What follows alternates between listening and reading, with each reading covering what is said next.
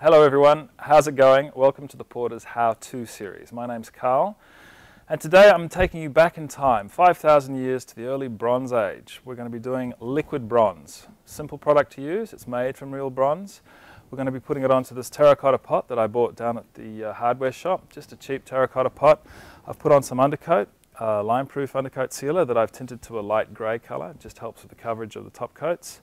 I'm going to be rolling and brushing on the liquid bronze, a couple of coats of that. When it's dry, I'll be putting on an acid solution. The acid reacts with the bronze and oxidizes, giving it a light sand and burnishing it. It looks amazing, absolutely amazing. So, let's get started.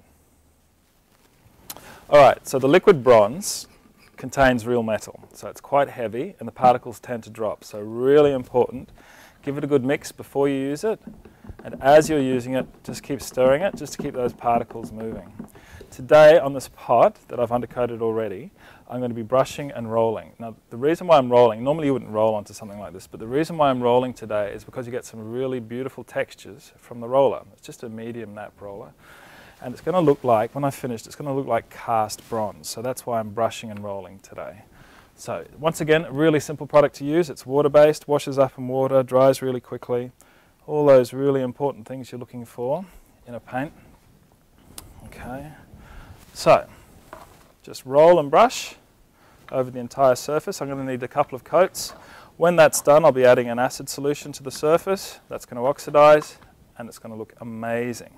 But let's get started. Just brushing and rolling this texture, especially over these bits here, over this pattern. Just working my way around the pot. I'll put a coat on, I'm going to let it dry completely, and then I'll be putting another coat on, just so I get a nice solid base of metal on the surface of this pot. I'll see you in a minute. Okay, so at the moment on this pot I have the one coat of the liquid bronze on here, and you can see it's a little bit uneven, a little bit patchy, which means if I put the acid solution on, it's not going to react evenly. So I'm going to brush and roll on the second coat of the liquid bronze, preferably with a roller because it gives you that beautiful texture that's going to create the cast bronze effect. Brush and roll that on, fill it in nicely. I need a nice thin layer of even metal for it to react properly. I'm going to let it dry completely. I'm going to come back, put the acid solution over the top, a couple of coats of acid solution, and then I'll be sanding it and burnishing it after that, and it's going to look absolutely amazing. So anyway, I'm just going to get the second coat on here now, just so I can fill in all these gaps that I didn't get on the first coat. Okay, so I've put on 2 coats of the liquid bronze. It just has to be completely dry. And now I'm going to put on this bronze Verdigris solution, which is an acid solution. It's quite mild, but make sure you're wearing gloves, and probably a good idea to put on some glasses as well. The whole idea of the solution is it reacts with the base, starts to oxidize, and you'll get some beautiful blues and greens coming through, changing the color. And it's going to give it that really ancient old look that we're looking for. And then I'll be sanding through it. But this is pretty straightforward, this bit. Just a brush into the solution, and I'm just working it the whole way through the surface, making sure that I get as much of this acid, just a thin coat, but it has to be as much of that covered as possible. So I'm working it everywhere, and it'll be reacting very quickly. Just working it over the surface. Just random uneven brush strokes so they get an even patina or patina over the whole surface, especially across this decorative part here. Okay, look at these beautiful blues and greens that have appeared over the surface of the bronze. It just looks absolutely beautiful. If I wanted more of that, I could put on a third coat of the acid solution. I'd wait 3 hours after the second coat, put on the third coat of the acid solution.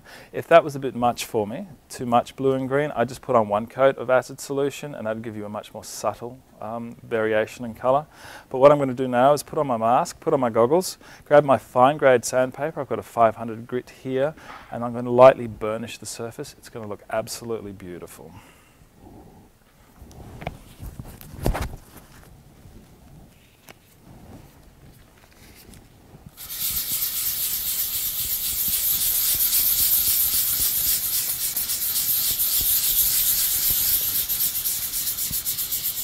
Liquid bronze of the Verdigris solution over the top of it. Doesn't that look absolutely incredible?